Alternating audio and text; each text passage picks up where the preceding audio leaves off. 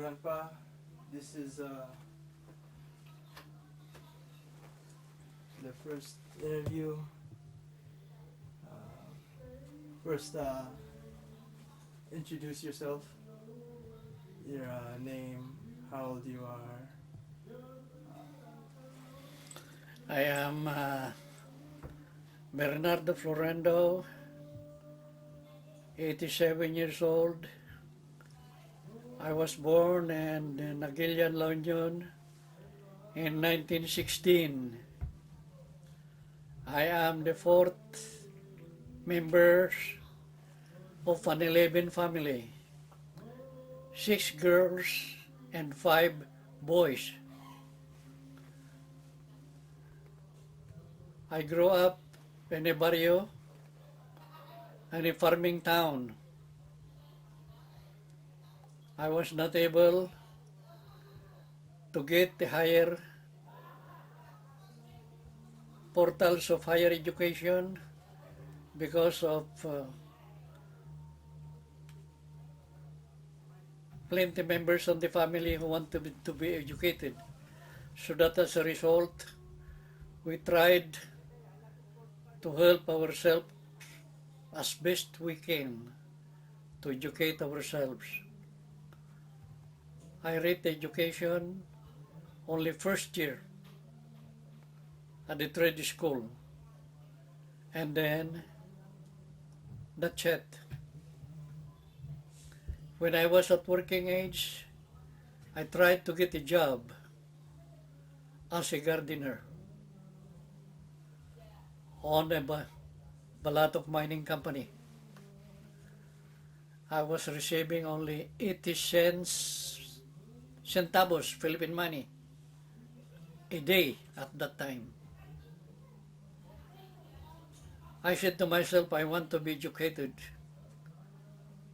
But because I cannot go to school, so I decided to take a home study course on electrical engineering from the International Correspondence School.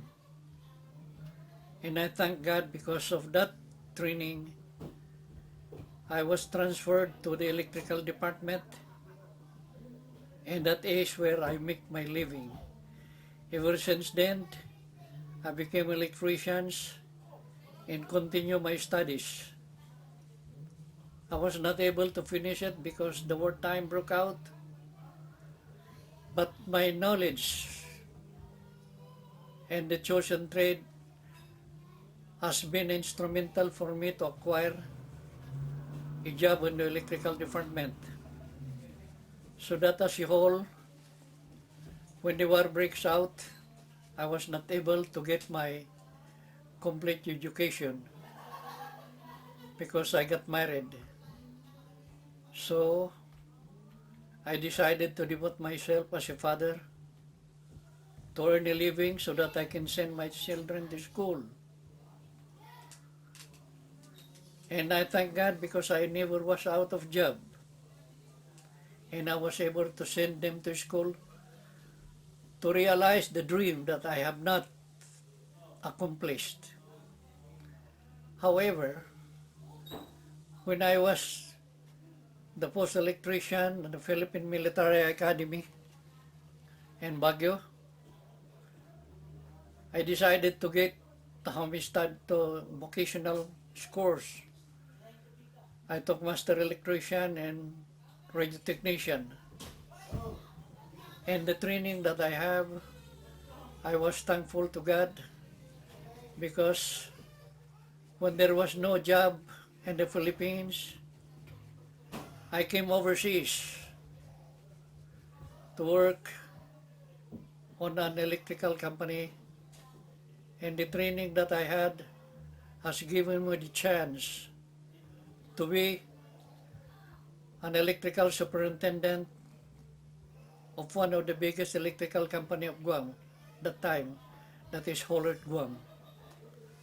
And because of that training that I have, I was able to accomplish my mission to send my children, 5 children to school. Not only that, I sent 8 children to college.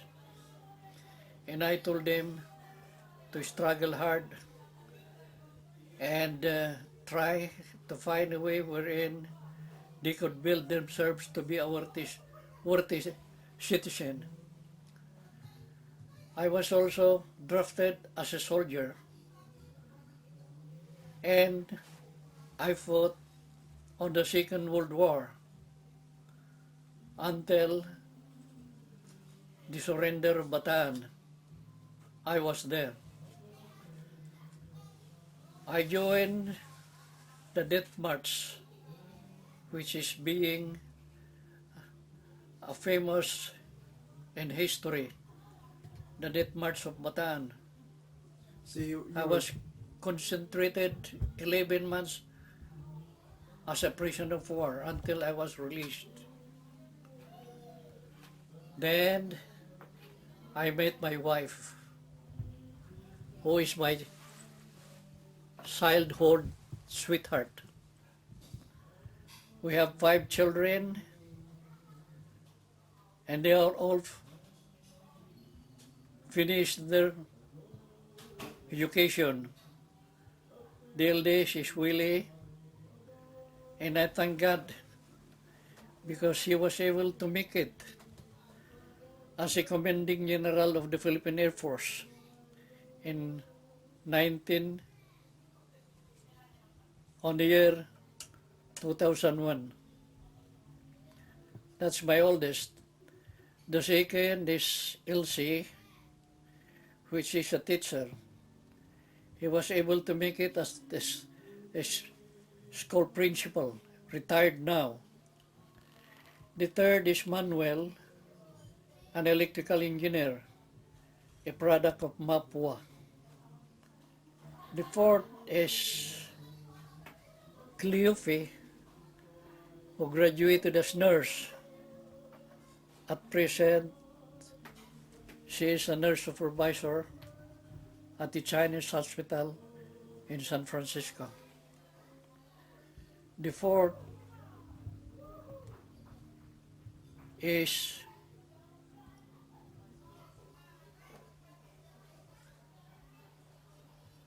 the fifth, no? yeah, the fifth. The fifth is Daniel. Oh, did I mention Manuel? Yeah, Manuel was the engineer. Oh, Mapo, yeah. The last is Daniel, who is also a graduate of electronic and communication engineers from University of Baguio. Both of these men now are employed by Pacific Bill. And we had celebrated our 60th wedding anniversary in the Philippines. And tomorrow,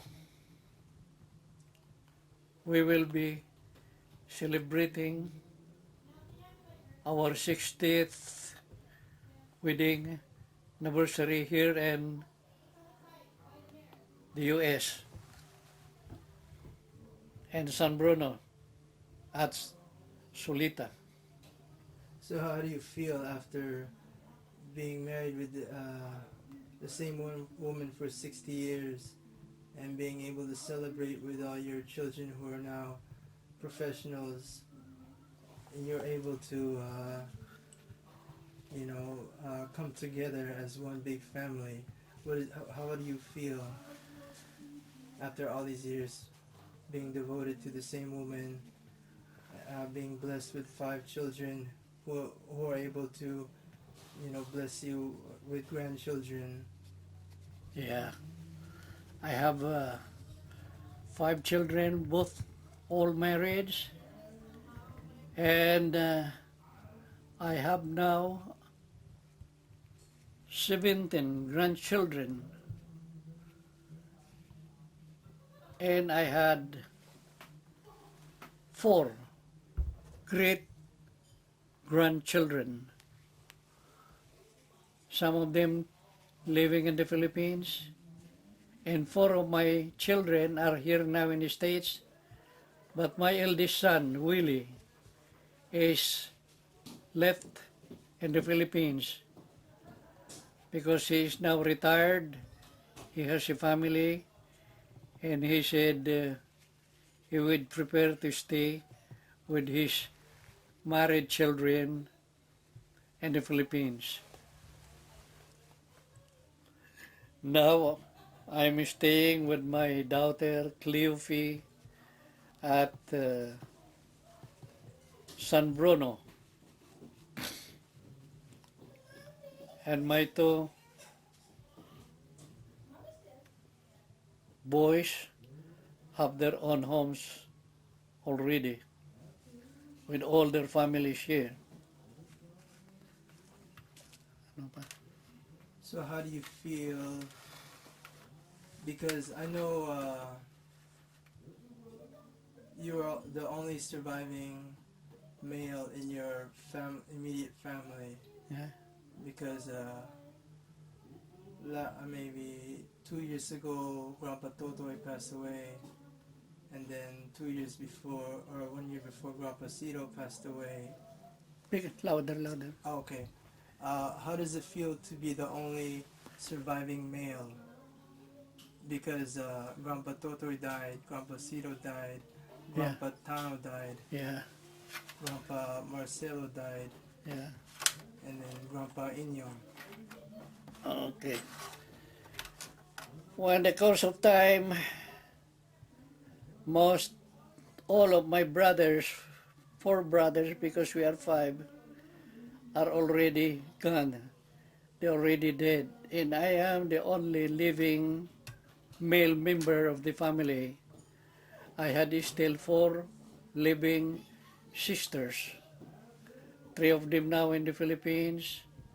One of my daughter has been residing in Alaska with all his children there, but because she's growing old, she decided to go to the Philippines. While one of my sister is in Hawaii, that is Paulita. He's married and had all children and grandchildren, while the 2 younger girls are twin. They had their own families, and they are the one left in the Philippines. My brothers, each of them that died, are already having their families. And today, before the 60th wedding anniversary, I had invited all my relatives here in San Francisco and the neighboring cities for a get-together before the anniversary to get acquainted with each other, because some of the relatives are never known to each other. That's why we are here now, trying to have a great fun with the family, some from Alaska, some from